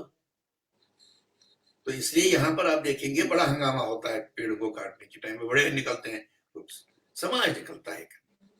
तब आज सरकार कहती है नहीं, हम पेड़ नहीं काटे, उनको दूसरी जगह निकाल के लगाएंगे। वो टेक्नोलॉजी है। थिएटर के लिए आप यही देखो, राजधानी है, एशिया का चौथी लार्जेस्ट इकोनॉमी है। कोई भी इस शहर में मुझे बताए सबसे बेस्ट आधुनिक थिएटर वर्ल्ड क्लास कहाँ है हमारे पास? नहीं है। प्राइवेट थिएटर 2 हैं, जो भी अब पुरानी हो गई। मतलब इतनी टेक्नोलॉजी का जोर आया, उनमें है ही नहीं वो सब। सो कहने के लिए तो एक चीज होता है, कहनी और करनी में बहुत बड़ी खाई है, बीच में बहुत बड़ी खाई है। तो मतलब आपने जो कहा ना कि जनता इसके लिए जिम्मेदार है, क्योंकि अक्सर हमने ये देखा है कि जैसे थिएटर सिनेमा हॉल्स के लिए लंबी लंबी लाइनें लगी रहती है, टिकट नहीं मिलता, फिर भी लोग ब्लैक में ले लेंगे। लेकिन जहाँ तक रंगमंच का सवाल है, तो लोग तो टिकट नहीं लेते हैं, आते नहीं। यहाँ तक कि अगर उनको मुफ्त में पास, दिल्ली में उपेंद्र जी लंबी लाइन लगती थी टिकट के लिए। मैं अपनी तारीफ नहीं कर रहा हूं, एनएसडी के लिए मैंने कर्मा वाली प्ले किया, कमानी में चल रहा था, मंडी हाउस तक लाइन लग गई थी। आपका माल भी तो अच्छा होना चाहिए, एक देखने वाले भी लगे, मैं देख रहा ये परफॉर्मेंस। दूसरा ये है कि रेलिवेंट होना चाहिए लोगों के लिए। तो नहीं, क्योंकि आजकल आपको जी टेलीविजन पे सब कुछ दिखता है, आपको हमें वो काम करना जो टेलीविजन हो ही नहीं सकता। हमें आप उस तरह से कहना कि भाई ये नहीं हो सकता, कैमरा नहीं कैप्चर करेगा ये। This is you have to do these things. तो फिर अब इसके लिए हमें इसको बढ़ावा देने के लिए और ये अवेयरनेस पैदा करने के लिए लोगों में, तो क्या क्या मतलब करना चाहिए? देखिए ना, जिस तरह से सिनेमा बहुत जरूरी है, रैना जी, आप नहीं समझते कि थिएटर भी बहुत जरूरी है? क्योंकि थिएटर में कलाकारों का, समाज में कलाकारों का भी अपना एक महत्वपूर्ण उनकी भूमिका है। मैं बताऊंगा, जो ही आप गवर्नमेंट को कहते हैं, गवर्नमेंट ये सोचती है इसका इस्तेमाल क्या करेंगे। तो उन्हें सॉन्ग एंड ड्रामा डिवीजन बनाया, घर गया, इससे पहले फील पब्लिसिटी एक चीज बनाई थी। ये नहीं देखते कि कल्चर का काम कल्चर वालों को करना है। This can not be A government department run the government terms. Funds का तो ठीक है, बाकी लेट देम फ्री, खुद करने दो। उसमें एक प्रॉब्लम हो गया। दूसरा ये है कि बड़े शहरों में सरकार जब कल्चर करता है वो इन्विटेशन कार्ड देता है, तो that becomes a problem for us. अरे वो तो वो लाता है, हम कहाँ बेच पाएंगे। अच्छा, उनको कोई फर्क नहीं पड़ता कमानी का 1 लाख 1.5 लाख रुपया किराया है, हा? तो वो तो सरकार दे रही है, हमको जो करना है ना, तो वो जैसे big chunk of your budget ऐसा नहीं बनाई गई कोई जगह। जैसे कर्नाटका में आप देखिए, वहां रंगशंकरा बना है, बम्बई में बन गए 2-3 थिएटर जो 300-400 के, विच आर अफोर्डेबल। वेयर सी, पहले समझो कौन सा थिएटर, वो थिएटर जो समाज में विटामिन दे, जो विचार दे। जब आप वो करेंगे तो उसके लिए आपको भव्य नहीं बनाने पड़े स्टेडियम जैसे थिएटर, वो करने की जरूरत नहीं है। छोटे छोटे थिएटर बनाने हैं आपको, मॉडल्स। उधर काम होने दीजिए आप। मैं तो कहता हूँ पैसे भी नहीं, आप सिर्फ सुविधाएं नहीं दीजिए, तब सुविधा होगी तब काम होगा, नहीं तो नहीं होगा। जैसे कश्मीर में एक टैगोर थिएटर है, बहुत काम होता है वहां, बहुत काम करते हैं लोग। अब उसको हुआ था कि इसको भी सिनेमा हॉल बनाएंगे, हमने हंगामा मचाया। 130 लोगों ने हसन हुसैन भेजा अपने अपने क्या कहते हैं अपना गवर्नर को, भैया यही चीज है हमारी, अब इसको आप क्या कर रहे हैं, बंद कर रहे हैं। पता नहीं किसी आपको आइडिया दे, उसके सिनेमा रोका नहीं किया। तो लोगों का समाज करता है। जैसे कश्मीर में बताऊंगा आपको, वहां पर जो पुराना सेक्टर था महाराजा का, वो हेरिटेज बिल्डिंग है, मुबारक मंडी हेरिटेज। इसमें भी कलाकारों ने और कुछ कंसर्न सिटीजन ने कहा बन गई इसको ये हेरिटेज में। लेटली हुआ था जी, यहाँ पर क्या करने वाले थे, कुछ दफ्तर डालने वाले थे, वो फिर से हंगामा मचाया, इतने कंपेन्स गए, रुक गया। समाज जब तक काम करेगा तब तक ही कुछ होगा। हाँ, समाज को कंस्ट्रक्टिव होना चाहिए, समाज को क्योंकि मैं भी क्या हूं अगर समाज नहीं है, मैं मेरा काम क्या समाज। अगर कश्मीर में आके कहूंगा, उस हालात में जब मैंने काम किए, लोगों ने, मैंने कोई पुलिस की प्रोटेक्शन तो नहीं ली ना, लोगों की थी। लोग ही कहते थे इस रास्ते से नहीं जाएंगे, इस रास्ते से जाएंगे। तो जगह मार भी पड़ी, पुलिस ने भी मारा, उधर से पत्थराव पड़े, ये बहुत कुछ हुआ। बट फैक्ट मेरी सिक्योरिटी जो थी और मेरी जो कहती है जो मेरा कॉन्शियस, वो लोग थे। जो ही मैं उस गांव से जाता हूँ तो बाजार वाले सारे कब आया, बात करो, पहले बैठो, अभी क्या चाय पियो मत। So you build relationship, you become part of समाज ऑल्सो। ये नहीं आप क्रिएटिव आदमी हो कि मैं क्रिएटिव अलग रहूंगा, समाज के साथ, समाज की समस्याएं, समाज के दुख दर्द से ही तुम्हारा नाटक निकलेगा और तुम उनके लिए। अच्छा, ये बताइए कि रैना जी, जो लोग थिएटर करना चाहते हैं और यहाँ तो हम प्रोफेशनल थिएटर तो बना नहीं पाए, तो फिर वो पता चल जाता है कि दूसरे दिन वो मुंबई पहुंच गए होते हैं, उनको सिनेमा में जाने की वो लालच पड़ती है कि हम सिनेमा में जाएंगे, सीरियल्स में काम करेंगे, बड़े पर्दे पर काम करेंगे। तो थिएटर को हम कैसे इस तरह से समृद्ध और संपन्न बना पाएंगे? देखो, इसमें कोई बुरी बात नहीं कि कोई फिल्म, वेस्ट में भी ये होता है, वो थिएटर भी करते हैं और सिनेमा भी करते हैं। लेकिन यहाँ ट्रेजेडी ये कि एक बार आप बंबई गए, मुड़ना मुश्किल है, आते नहीं। अगर कंपनीज होती, रेपर्टरी कंपनीज होती, तो आप यू कम बैक यार, इस 6 महीने में नहीं करूँ, मैं नया नाटक करूंगा यार। तो वो आते हैं, there should be space, and वो आपकी थिएटर के लिए। जैसे आप समझ लीजिए, जैसे त्रिपाठी है, अपना पंकज त्रिपाठी है, यंग लड़का है, एनएसजी से निकला, वो जब भी मैं कहा थिएटर करना चाहता हूँ मैं, तो we should get him some यार, 3 निकाल 2 महीने यार, आजा थिएटर कर। सो ये भी उसके लिए भी खुशी की बात है, थिएटर की खुशी की बात है, और एक आना जाना रहता है। वेस्ट में ये बड़ी ट्रेडिशन है, व्हाट यहाँ नहीं है। यहाँ हमने अभी देखो, मैं बताऊंगा आपको एक मॉडल बताऊंगा मैं आपको, सारे विदेशी थिएटरों में, रशिया और चाइना को लेके भी, वहां नेशनल थिएटर होता है। मतलब अब नेशनल लेवल के नई दिल्ली में वो होगा। अब ये देखो नेशनल का क्या डेफिनेशन है, वहां हर प्रांत का नेशनल थिएटर है। Uttar Pradesh national repertory, Madhya Pradesh national repertory, Maharashtra national repertory of theatre हो गया उनका कैपिटल। और कैपिटल, फेडरल कैपिटल भी अपना बनाता है थिएटर। हो गया। उसके बाद हर कस्बे में म्युनिसिपल थिएटर्स बनते हैं, म्युनिसिपलिटीज थिएटर चलाती है, वो यहाँ तो नदी नालियां उनको कहते हैं, समझते हैं। They give this civic life, civil और सिविक लाइफ तभी आएगी जब कल्चरल कंपोनेंट आपका साथ जुड़ा। तो वहां पर इतना नेटवर्क बनता है देश में। आप म्युनिसिपल रेपर्टरी से आते हैं, रीजनल अपना नेशनल रेपर्टरी, उसके बाद नेशनल फेडरल रेपर्टरी में आएंगी, ये सफर रहता है वहां। और डायरेक्टर्स भी आज यहाँ काम करते हैं, कल उधर होते हैं, सबकी एक एक 1.5 साल की बुकिंग शुरू होती है। वो स्ट्रक्चर तो हमने लिया ही नहीं कभी, हमने बस वो पैच वर्क है हमारा, पैच वर्क तो काम है। अच्छा, अब आप जब थिएटर से आप शिफ्ट मुंबई हो गए, आपने वहां पर फिल्मों में काम करने का क्या अनुभव रहा आपका? मैं तो वहां अ, रहता नहीं, मैं दिल्ली का आदमी हूँ, मैं दिल्ली में रहता हूँ। नहीं, कश्मीर के दिल्ली में बाद आप रहते हैं, लेकिन उस समय जब आपका क्या था, वो 27 डाउन थी ना पिक्चर जो इसमें हाँ, आपने काम किया है, तो कई हाँ, फिल्मों में आपने काम किया है, तो नहीं तो मैं क्या करता हूँ, आपको क्या कभी दोनों के कंपेयर तुलना में क्या आपको लगा बेटर कि हाँ, थिएटर एक ठीक है। चैलेंजिंग है या सिनेमा उस पर इट्स से? नॉर्मल फॉर अस, जो थिएटर, जिस थिएटर के सांचे से हम लोग निकले, हमारे लिए बड़ा नॉर्मल है वो। उसमें कोई हमें परेशानी नहीं होती, किसी भी उस उस ट्रेनिंग से निकले हुए को परेशानी होती है। ये उनको होता है जिनको कुछ पता नहीं है कि एक्टिंग, क्योंकि हमारी एक्टिंग जो होती है, हम लोग स्टूडियो थिएटर में भी होती है।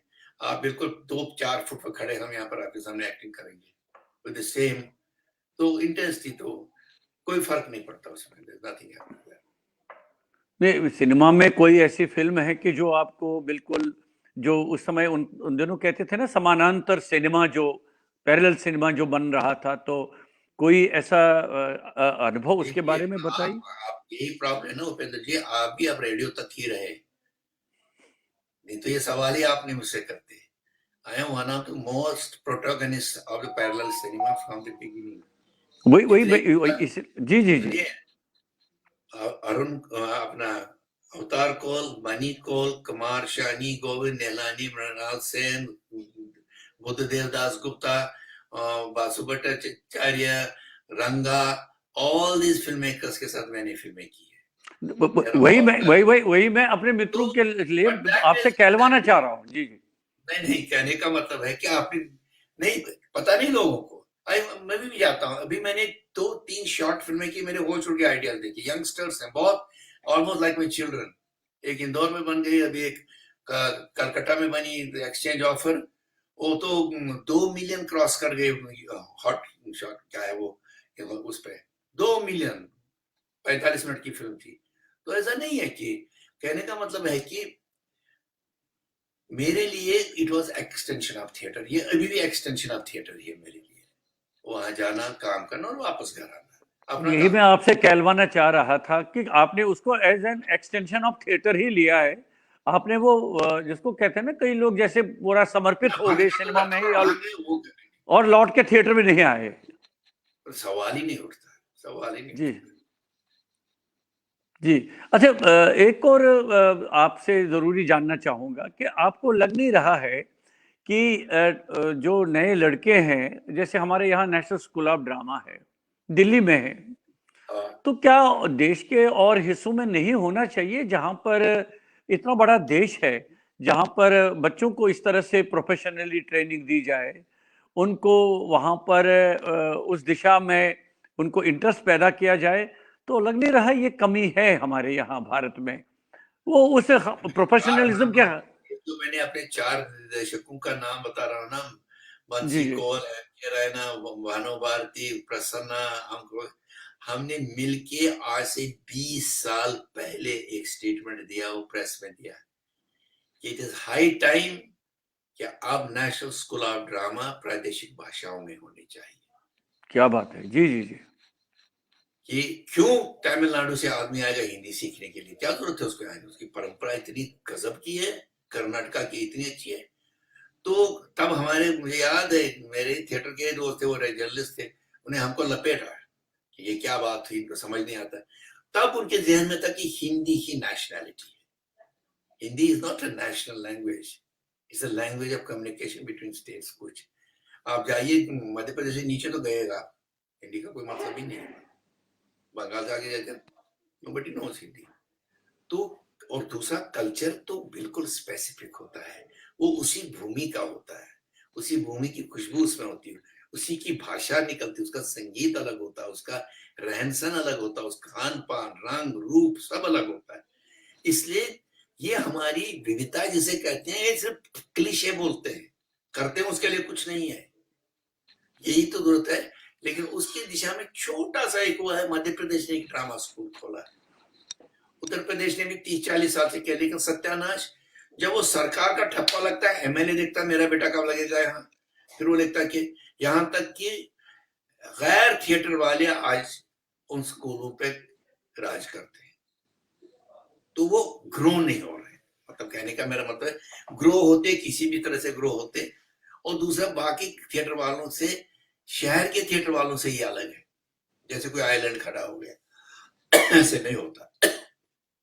समाज is very important part of it. But इस दिशा में कर्नाटका के पास रेपर्टरी है, उन्हें रेपर्टरी, वो that is doing very good work. Bengal में छोटी सी रेपर्टरी है, okay, but training programme has to be in regional language.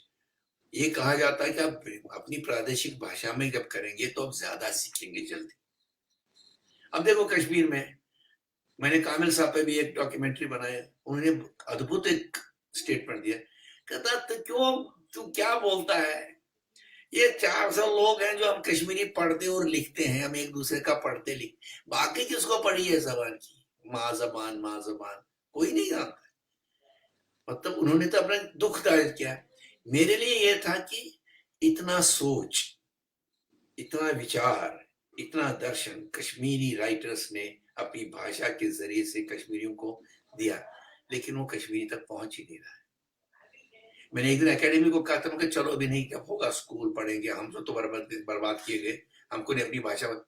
ऐसा करो, इसका ऑडियोकरण करो, इसको बनाओ ऑडियो टेप्स, एमआरआई की पोइट्री, उसकी पोइट्री, उस पर टिप्पणी, एटलीस्ट अवेयर तो हो जाएंगे कि हमारे राइटर किस मयार के हैं। अभी मैं आज ही नादू साहब की कुछ ट्रांसलेशंस पढ़ रहा था, ये इसमें मिरास में मैगजीन, यहाँ तो बहुत पोइट्री, वो जो हाइकू टाइप पोइट्री लिखते थे, वो 4 लाइनों की पोएम, अद्भुत। ये बच्चे को पता ही नहीं है, और वो कल्चर पता, उसको बेचारे को कुछ पता नहीं। अब 4 कश्मीरियों से पूछा, बता भाई, कलहन और अभिनव गुप्त के बाद 8 नाम मुझे बता संस्कृत स्कॉलर जो कश्मीरी पंडित थे, और वो क्या लिखते थे, पढ़ा पाएंगे? नहीं पता ही नहीं। शोर मचाना बहुत जरूरी है। ये बहुत एजुकेशन में ही प्रॉब्लम है, हमारे जो स्कूलों में पढ़ाया जाता है वहां प्रॉब्लम है, ये वहीं से प्रॉब्लम है। अच्छा, हमारे कुछ जी 50 साल तो गए, जो हमारा ब्रिटिश साम्राज्य ने जो दिया था सोच, उसी के एजुकेशन उसी प्रणाली पे चली। अब धीरे धीरे बदल रही है, उसमें कॉन्फ्लिक्ट्स आ रहे हैं, बट ख्याल आया कि भैया अपने लोगों को सेलिब्रेट करो, अपना, हमें भी तो पता होना चाहिए हमारे को क्या। मतलब मैंने जब वो सिया रुद जैरन में जब मैंने राय साहब की पढ़ी, I said do you know who you are, तो हंसने लगे, तो नहीं हम मैं क्या पता सी हुआ, तुम भी बोलो क्या हूं मैं। The fact remains, hidden treasure, छुपा हुआ बेचारा पड़ा हुआ है वहां। हालांकि he has been now honored very well, सारे awards, he is quite happy with that, but समाज के पास अगर रेडियो कश में कुछ गाने गाए होते हो तो वही गाएंगे जो गजलें होंगी उनकी, सीरियस पोइट्री कहाँ गाएंगे, उसके अलग प्रोग्राम होने के, मुशायरे के अलावा बना प्रोग्राम, अदब का प्रोग्राम या कुछ भी कह दो, लिटरेरी प्रोग्राम करने पड़ेंगे। ये अच्छा, सिर्फ हमारी भाषा में नहीं, आपको, ये सारी जी भाषा में। जी जी, मतलब कि तो बच्चे को जब आपको हिंदी पढ़ाना होता है, आप उसके 7वीं श्रेणी में महादेवी वर्मा पढ़ा रहे हैं, वो बहुत सरल नहीं है। पहले तो प्यार करना सिखाए लैंग्वेज के साथ, कि मुझे मजा आ रहा है पढ़ने में, जैसे बंगालियों ने किया है, उन्हें बच्चों क्या के बात, लिए ऐसे चीजें की है, मराठी में की है, केरल तमिलनाडु में की, हमें भी वैसा काम करना है, ताकि भाषा के प्रति प्रेम, सेंटिमेंटल पॉलिटिकल नहीं, भाषा के प्रति प्रेम, क्या भाषा है, वाह क्या बात। मतलब इसका एक उदाहरण, मैंने मेरी बच्ची की स्कूल में पढ़ती थी, उसने कहा बाबा मुझको हिंदी कविता कहा गया सुनाने के लिए एलोकेशन में। तो मैंने सर्वेश्वर की एक कविता निकाली, जब जब सिर उठाया अपनी चौखट से टकराया, ओहो भीतर की दीवारें कहते शीश उठा के अब बाहर का अंबर। सिंपल, थोड़ी समझ आई उसको पोएम, तो उसने याद कर दी। मैंने कहा कह देना कवि सर्वेश्वर दयाल सक्सेना। टीचर ने जब सुनी, टीचर के पसीने छूटे, ये कहाँ से लाई, कौन कवि है, टीचर कह रहा है, क्योंकि उसका सिलेबस में लिखा महादेवी वर्मा और ये और वो। मतलब तब से मेरी बेटी को लगा कि हिंदी में मजा आ रहा है। ऐसी क्या बात है। एक और सिंपल करता है इसमें, सिंपल नहीं मतलब कि जटिल में जाने के लिए थोड़ा समय दो उस बच्चे को। पहले कैसे हम स्विमिंग सिखाते हैं, नीचे हाथ पकड़ के कर टप टप टप टप टप पकड़ लाइफ गार्ड देते हैं, फिर एक दिन निकालते हैं, फिर वो निकलता है स्विमिंग करने के लिए। ये सिंपल प्रिंसिपल है।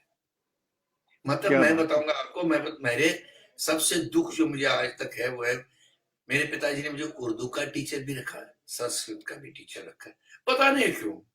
जब मैं साइंस पढ़ता था, ये बड़ी अच्छी भाषा है। आप सुनिए कहानी मेरे उर्दू मास्टर की। कश्मीरी भ तो है नहीं, ब है। हा? वो दुचश्मा मुझसे डिस्कोड ही नहीं कर पाया वो, और जहां वो आता था मैं कांप जाता था, अब क्या करूंगा, वो फिर मारता था। विद रिजल्ट एक दिन मैंने कहा नहीं, मेरे पापा ने कहा कि आप नहीं कल से आना क्वाइटली, तो हो गया। संस्कृत मोहल्ले के थे मेरे पंडित जी, अहमदुल्लाह के ग्रैंडफादर, उसने मेरा एक खोपड़ी भन्ना दी, गर्दान याद करो, गर्दान। अरे मेरे प्यार तो सिखा, प्यार मुझे कुछ तो पहले प्यार हुए, तो मैंने छोड़ दिया। हाँ, ये कैसे है कि आप जर्मन सीख सकते हैं 6 महीने और 1 साल में, आप तो कर रहे हैं थोड़ा सा, but I think love for your language, love for any language you want to learn has to be restored first. That was for theatre. तो ये रैना जी, ये देखते हुए आपको लग नहीं रहा है कि हमें इसको अब पढ़ाई के साथ कोर्स में भी थिएटर को, नाटक को इंक्लूड करना है? काफी जगह आ गया है, काफी जगह आ गया। अरे मास्टर ही नहीं मिलेंगे इनको अगर ये पूरी तरह से करेंगे, ये भी प्रॉब्लम है। तो पहले टीचर्स बनाने पड़ेंगे, उसके बाद फिर ये करना पड़ेगा। एक त्रिपुरा में एक साल का टीचर्स कोर्स रखा है, जो टीचर है वो ड्रामा टीचर बनेंगे, कोर्स चल रहा है वहाँ, तो वो अच्छा चल रहा है उनका। अच्छा, अब हम लगभग बातचीत के अंत में पहुंच रहे हैं। अब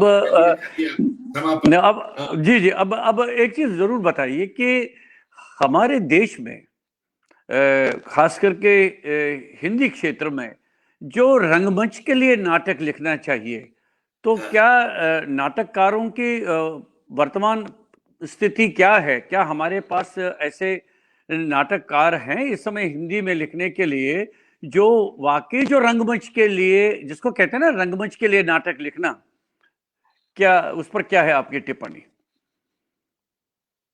अनफॉर्चुनेटली नहीं है। ये बहुत बड़ी दुख की बात है मेरे लिए। मैं एक जमाने में हर साल एक नया हिंदी नाटक करता था, तय किया, फिर वक्त आया कि कोई एक्साइटिंग नाटक ही नहीं मिल रहा है। मतलब काफी नाटकों को हम सुधारते भी थे खुद ही। मतलब मैंने भीष्म जी के सारे नाटक पहले मेरे पास आते थे, भीष्म साइन के मैं करता, चाहे वो कबीरा खड़ा बाजार हो, हानुश हो, माधवी हो वगैरह। बट आई रियलाइज्ड कि नाटक लिखने का साइंस, शिल्प तो आता होगा थोड़ा सा, साइंस नहीं है, जो कि हर साल बदलता रहता है और आपको लगता है कि आप घर पे बैठ के नाटक लिखिए, वो नाटक देंगे किसी डायरेक्टर को, वो करेगा, हो गया थिएटर। आप उधर बैठते नहीं रिहर्सल में, देखिए ये करते क्या है, ये होता कैसे है। जैसे कि मैं बताऊंगा, एक नाटक था, नाम नहीं लूंगा, राज दरबार सीन है, इतने मंत्री होंगे, इतने संतरी होंगे, तो हो गया भाई 15-16 लोग तो चाहिए आपको। लाइट ऑफ हो गई, सीन की दूसरा, बादशाह का दरबार। अब टेक्निकली ये चीजें हैं पॉसिबल क्या इंडियन थिएटर में? नहीं है। तो आपको भाषा, थिएटर आर्किटेक्चर नहीं पता, शिल्प नहीं पता, साइंस नहीं पता, तो आप ये छोड़ देते हैं ड्रामे वालों पर। फिर आप ये भी कहते हैं कि भाई उनको करना नहीं आया, जो पॉसिबल है नहीं करना आया। लेकिन ये बात जरूरी है, राइटर कहानी लिखता है सीनों में काट के, मोस्टली क्या बात अंक है, क्या एक, तीन एक सिंधु, वो शिल्प ने, जैसे बादल सरकार का शिल्प, जैसे बात। हाँ, गिरीश आपके कार्नाड का शिल्प, गिरीश का, अपना अपना मोहन राकेश का, विजय तेंदुलकर। तेंदुलकर, ये हम्म, वो हम्म। शिल्प, वो जानते थे यहाँ काटो इसको, यहाँ जोड़ो इसको। तो मैं कभी कहता यार ये बड़े चालू थे, कैसे करते हैं, मतलब दैट इज आइरनीज क्या होती है, वो नहीं है, ट्रेजेडी है, नहीं है। तो क्या उसके लिए भी हमें हम एनएसडी जैसे एनएसडी के बनाना पास पड़ेगा? कोर्स ही नहीं इसका, एनएसडी के पास कोर्स ही नहीं इसका। बट थिएटर के साथ राइटर जुड़ना चाहिए। इसी, जब आपने बर्टोल्ट ब्रेख्ट की बात की, शेक्सपियर की बात की, ये सब थिएटर में मरे, थिएटर ही करते थे दिन भर, तो थिएटर को तोड़ते थे, मोड़ते थे, जोड़ते थे। अब ये जोड़ नहीं करेंगे, मैं क्यों कर रहा हूं ऐसा, तो थिएटर की भाषा और शिल्प भी बढ़ता था। क्या अब तुम बात है। घर में पहले तुम प्रोफेसरी करते हो, हाँ, या कोई नौकरी करते, फिर शाम को तुम अपनी क्रिएटिव काम करते हो, बाद में लगता है ड्रामा में करके देख दो, बात नहीं बनती। थिएटर वालों के साथ इन ड्रामा वालों को दरबदर होना पड़ेगा, और कोई तो रास्ता क्या नहीं। इसको हम ये हर माने कि समय नहीं है, इतनी एक्सपीरियंस है मेरे राइटर्स के साथ जो हुआ है, फिर कैसे वो मानते हैं जो हम किए हैं वही ठीक है, जो पहले लड़ाई झगड़े वगड़े वगैरह करते, फिर किसी तरह से जब शो होता है, शो देखते हैं, फिर उनको मजा आता है, क्योंकि वो पब्लिक को देखते हैं कि उनको मजा है, वो बात निकलती है। और ये भी सही है, कहीं जैसे मैं अब पुस्तकों का नाटक बनाता हूँ, आप हंसोगे, नाटक ही नहीं मिलता। मैंने बानबड़ की आत्मकथा उपन्यास पे 9 महीने में मरता क्या ना कर उस पर काम किया, गोदान पे काम किया है, कभी न छोड़े खेत पे काम किया। मेरा साहित्य तो गजब चीज है ना। तो अब जैसे एक किताब है, यू कांट, वो क्या नाम है, letter to an unborn child, और याना फ्लांची की किताब है वो, मगर यार ये तो नाटक बन सकता है, आई नहीं, ब्रिलियंट। इसी तरह मैंने एक किताब पढ़ी, महात्मा एंड द पोएट, ये कोई 5 साल पहले की बात है। वो क्या है, चिट्ठियां, टेलीग्राम में, article one against the other between Tagore and Gandhi. हमारे पब्लिक परसेप्शन में है कि वो कितने अच्छे मित्र थे, कितनी इज्जत करते थे एक दूसरे की। जब मैंने किताब पढ़ी, मैंने कहा देशवासियों को तो पता ही नहीं ये एक दूसरे को कितना काटते थे, किसी पर एग्रीमेंट नहीं था गांधी के आइडियाज पे, but yet they loved each other, they respected each other, और उल्टी इंटेलेक्ट। मैंने इसका नाटक बनाया, तो 5 क्या साल बात। चला वो नाटक। तो आइडिया चाहिए ना, तो मोहन राकेश के बारे में क्या विचार है आपके? मुझे लग रहा है कि वो ऐसे नाटककार थे जिन्होंने 4-5 नाटक ही हमको दिए, लेकिन मंच के लिए दिए, उस पर कोई नहीं शक नहीं मंच है। के लिए। फिर उसके बाद बिफोर ही पास उन्होंने एक कुकर मुत्ते अंडे के छिलके एक पुस्तक है उनकी, जिसमें छोटे छोटे नाटक एक्सपेरिमेंट्स। एकांकी आप टाइप के। देखते हैं कि भाषा को दूसरी भाषा की बात अब कर रहे हैं, अभी लंबे लंबे संवाद खत्म, छोटे 2-2 3-3 लाइनों में बात हो रही है, 2-2 शब्दों में बात हो रही, 3-3 शब्द, जो डेवलपमेंट राइटर की भी चाहिए ना आपको। अब तो अच्छा, संवाद, लंबे संवादों का बहुत वक्त। बहुत अच्छा संवाद रहा।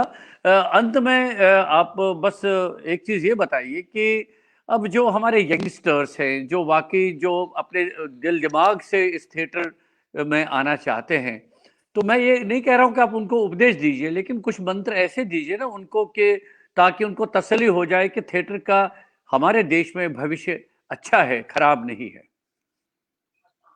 देखिए, अगर कबीर ने एक लाइन कही थी, कबीरा खड़ा बाजार में लिए लुकाठी हाथ, जो घर फूके आपनो चले हमारे साथ। तभी वो 700 साल से कबीर आज भी जिंदा है। जी जी। अगर आप इतनी सैक्रिफाइसेस करने को तैयार हैं, वो पढ़ने को तैयार है, फैशन नहीं है, कहाँ पढ़ना पड़ता है, ज्ञान है ये, इस ज्ञान में घुसना पड़ेगा, और ज्ञानों का बाप है, इसमें साइंस भी है, इसमें टेक्नोलॉजी भी है, इसमें सब कुछ है। उसका क्षमता है तुम्हें, तब आ जा भाई, यू आर वेलकम। अगर तुम्हें लगता है कि बस तुम्हें फैशन के लिए आना है, तो तुम लंबी दौड़ का घोड़ा नहीं बन सकता, इट्स नॉट पॉसिबल। क्या बात है, इस क्या बात है। अजीब सी बात आई है कि अज्ञानी एक्टर बन सकता है, जिसने कोई पढ़ा नहीं हुआ एक्टर बना, तो मसल बनाए एक्टर, ऐसा नहीं है।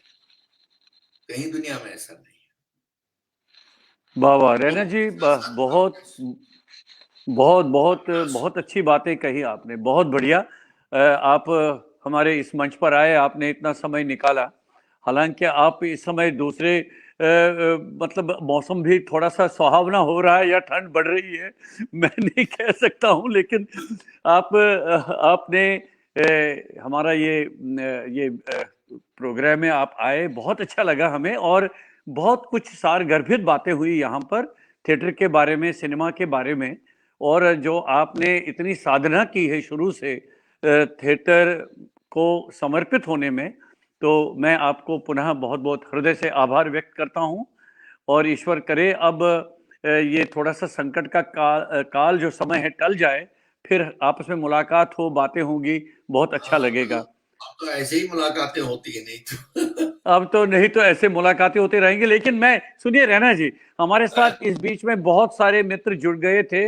अब चंद्रकांता जी अब जुड़ गई है, वो कह रही है नमस्ते रैना जी, बहुत सारे हैं। नमस्कार चंद्रकांता जी, नमस्कार। जी जी जी, अभी अभी जुड़ गई है निवेदिता चक्रवर्ती जी भी जुड़ गई है, मीना खरे, मिलनसार अहमद, बहुत सारे मित्र, सदानंद मिश्र, बहुत सारे मित्र हमारे साथ जुड़ गए थे, अमलेंदु शेखर जी। तो उनके लिए क्या कहना चाहेंगे? दो शब्द तो कहिए उनके लिए। मैंने अगर कुछ कटु बात कही तो क्षमा। और क्या। प्रतिभा जैन जी भी हमारे साथ जुड़ी है, मीनाक्षी जोशी जी भी, बहुत सारे मित्र हमारे साथ इस बीच में जुड़ गए। टमाटर से बाद में तो प्रणाम, जब आप पहला नाटक जब मैं करूंगा जरूर देखने आएंगे। जरूर जरूर जरूर। तो रैना जी बहुत बहुत धन्यवाद आपका, बहुत बहुत नमस्कार। बहुत मजा आया उपेंद्र जी, बहुत मजा आया। Thank you thank you thank you Raina thank जी, यू, नमस्कार। Thank you, thank you, thank you. ये थे श्री एम के रैना, वरिष्ठ रंगकर्मी और सिनेमा के जाने माने निर्देशक और अभिनेता। उनसे हम बातचीत कर रहे थे, बहुत कुछ ऐसे प्रश्न हमारे जहन में आए जिन पर उनसे खुलकर बातचीत हुई, रंगमंच को लेकर, नाटकों को लेकर, सिनेमा को लेकर।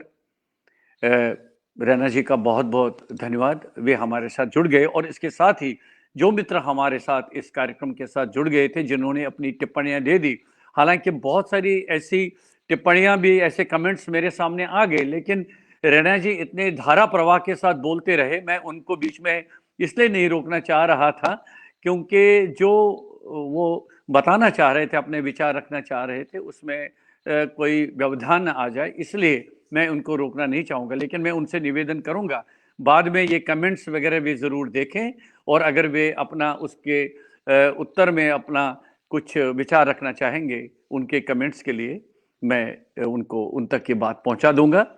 सभी का मेरा नमस्कार। हम मित्र हमारे साथ जुड़ गए, और अगला कार्यक्रम अब हम रविवार को सायं 5 बजे लेकर आएंगे, गीत संगीत और बातचीत। तब तक मुझे अनुमति दीजिए, नमस्कार।